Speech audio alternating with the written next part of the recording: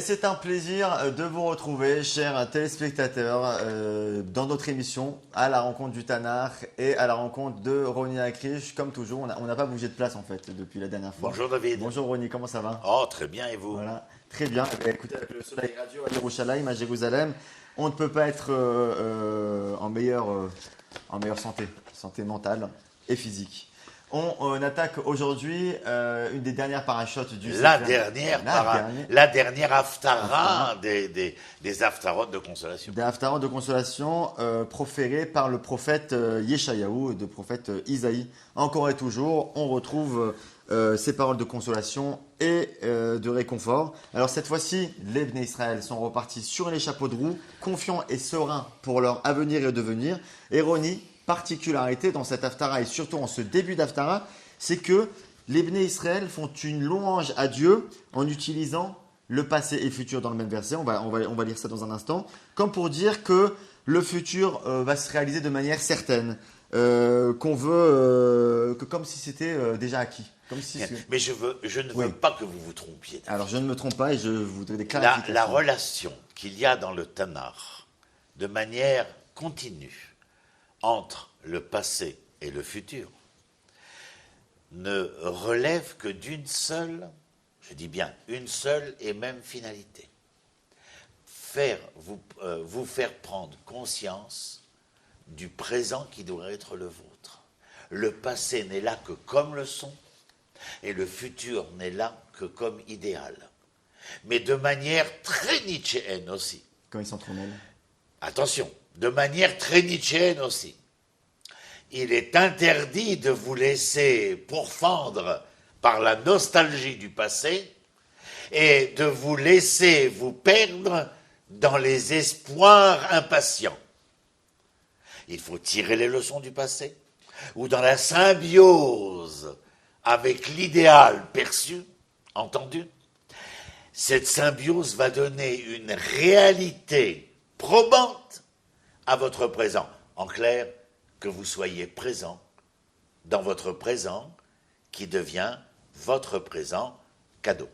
Comme vous aimez à dire, Roni, pour le rappeler à nos spectateurs, un peu la racine de notre essence des lettres du mot ivri. Oui, dans ivri, il y a bien sûr le sens du passé.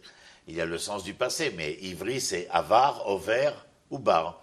C'est-à-dire qu'il y a avar, le passé, ovaire qui traverse. Il traverse vers le Ubar, celui qui est renaissant. C'est le devenir, bien entendu. Mais vous comprenez qu'il y a, dans cette occurrence de la polysémie de Haïn Betresh, il y a les leçons du passé qui me permettent de traverser, et cette traversée m'emmène vers le Ubar, qui est le phénix qui renaît de ses cendres. Justement, Roni, par rapport à notre texte, Isaïe le prophète se laisse porter, on va dire, par cet élan du peuple, qui s'exprime en premier, on va dire, par ce verset. Sos asis bachem, tagel nafshi belokai, ki il bishani bigde yesha, meir tzedaka ya'atani, kechatan yechaen pr, vechakala tarde chelea. On va traduire évidemment. Je veux me réjouir en l'Éternel, et c'est le peuple qui parle. Mon âme désire se délecter de mon Dieu, car il m'a revêtu des habits du salut, il m'a couvert du manteau de la victoire, m'a rendu tel un jeune marié orné d'un diadème. C'est rare cette reconnaissance du peuple vis-à-vis de Dieu. J'aime bien votre traduction, mais pas la mienne, elle laisse quelque chose dans l'air qui me manque. Ça reste une trahison. Sos assis, c'est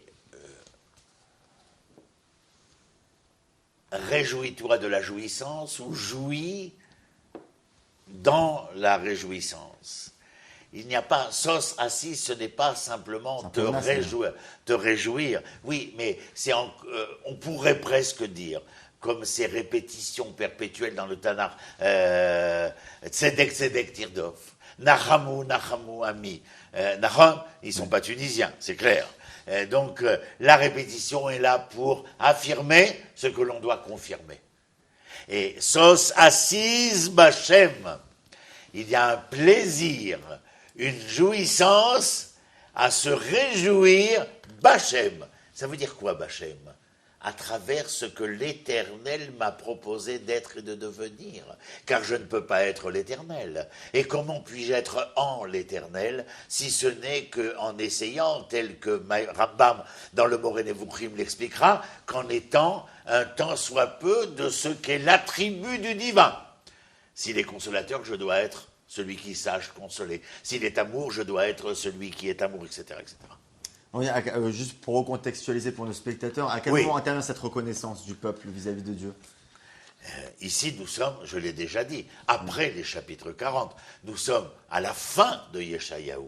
C'est-à-dire que nous sommes toujours dans cette emphase où la prophétie est visionnaire et porteuse de messages fulgurants, incandescents, qui se veulent proposer un devenir certain au peuple d'Israël. Il n'y a pas de temps.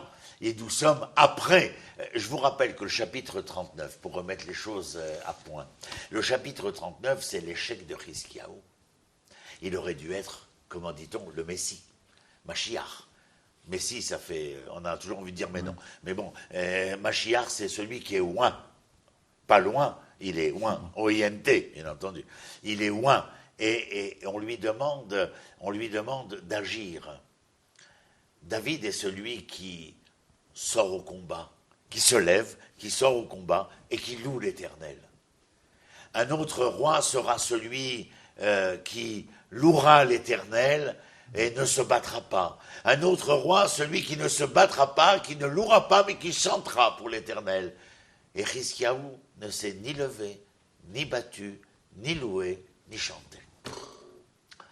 Eh bien, ce manque de reconnaissance de la providence divine dans l'histoire est quelque chose qui nous permet de dire que là, le bas blesse. Et donc, Chizkiyahu ne sera pas Mashiach. Que reste-t-il après le chapitre 39? Du chapitre 40 au chapitre 62, et il est clair que Yeshayahu est là pour proposer, prophétiser, être le visionnaire de ce qu'il adviendra, malgré que, après le chapitre 39, au début du 40, moi, personnellement, je me trouve dans la situation de la contrition. Tout est perdu, alors. Il aurait dû être Messie, il n'est pas Messie. Que veux-tu me dire? Que c'est fini? Et là, de 40 à 62, bam, bam, bam, il est question de prophétiser, de visionner et de proposer, bien entendu, de la part de la parole prophétique, une vision, une appréciation, une appréhension d'une réalité qui, envers et contre tous les aléas de l'histoire tonitruante et bouleversante, se réalisera. Ronnie, dans la suite de notre texte, on a une phrase emblématique du prophète Yeshayahu. Leman Tzion lo echesha, lo echeche, Olman Yerushalayim lo eshkot. En clair, pour l'amour de Sion, de Sion, je ne peux me taire. Pour l'amour de Yerushalayim, je ne peux rester inactif. On est en plein dedans, on est au cœur de Jérusalem. On dit cette phrase, elle fait vibrer. Comment on peut l'interpréter pour notre génération? Quand vous dites Leman Sion, en faveur d'eux. Oui, alors c'est même pas pour en faveur, c'est pour la finalité de ce que représente Tzion. Mais il faudrait déjà savoir ce que veut dire Tzion. Tzion, Tzion, alot ishali. La poésie de Rabbi Yehuda Levi au XIIIe siècle. Mais Tzion, aujourd'hui, vous demandez à un élève de l'école israélienne, Tzioun, c'est une note. À quoi sert la note que le prof donne à l'élève?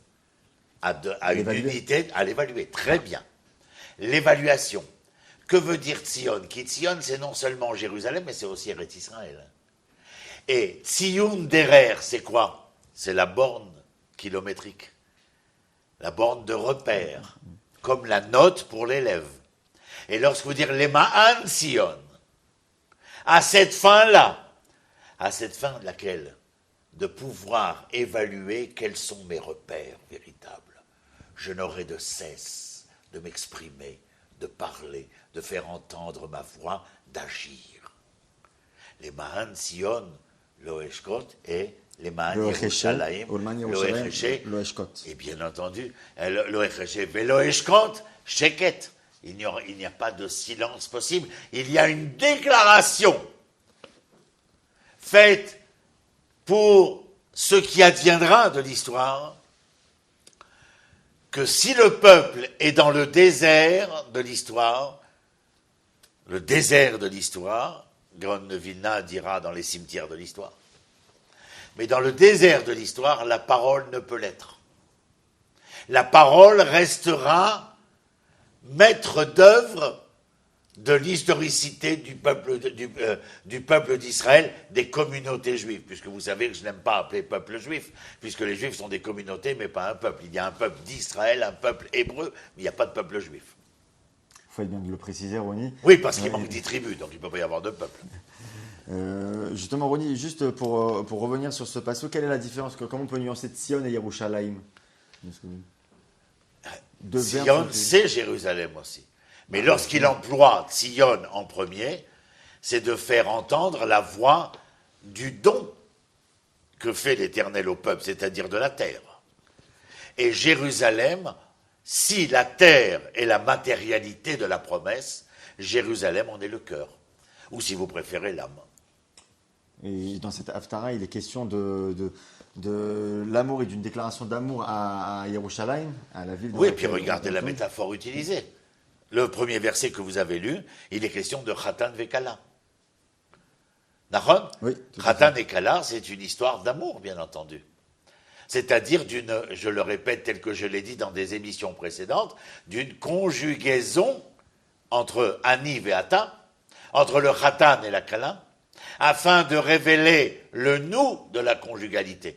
Il n'y a pas de jeu qui rencontre tu, si ce n'est qu'afin de dévoiler les nous. Le nous est la finalité. Sauf quand je tu tu ou quand tu je. Mais si je et tu se conjuguent, ils rencontrent nous. Et ce je et ce tu, c'est le peuple et Dieu. Le peuple et la terre. Le peuple et la terre avec Dieu.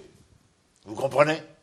De la même manière, Dieu et la terre, c'est-à-dire que cette terre, il ne l'a jamais promise continuellement dans le texte tanachique. La terre est donnée, absolument. Et pourquoi? Parce qu'en hébreu, noten se lit de droite à gauche et de gauche à droite. Ce qui est donné est reçu, mais redonné. Il y a ici, comment dire, il y a ici une double dynamique, qui est la relation de Dieu à l'homme par sa providence, à Dieu, et une relation de l'homme à Dieu par l'engagement de l'homme vis-à-vis du projet de Dieu. Cette notion justement de couple, on le retrouve tout au long des versets, qui yival bachor betula, yivaluch banayer, comme un jeune homme s'unit à une jeune fille, tes enfants s'uniront à toi. Et s'ensuit ensuite un verset qui parle de Jérusalem. Sur tes murs, ô Jérusalem, j'ai placé des gardiens. Aucun jour et aucune nuit, jamais ils n'auront de répit. Vous qui mentionnez le nom de Dieu dans vos prières, n'ayez de cesse, vous non plus.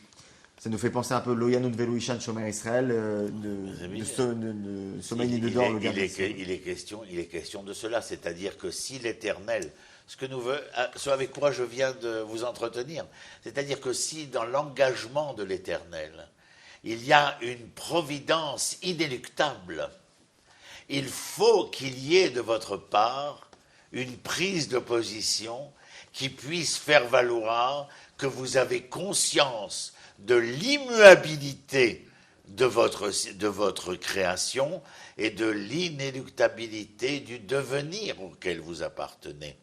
Et dans ce cas-là, c'est très important. Vous avez dit un premier verset qui m'a interpellé, vous vous rappelez, on a déjà parlé, Khatan, Kala, etc. Aval regardez, Sos Assis, Bachem, Tagel, Nafshi, Beloki, Kil Bacheni, Bigde, Yesha, mais il Tzedaka.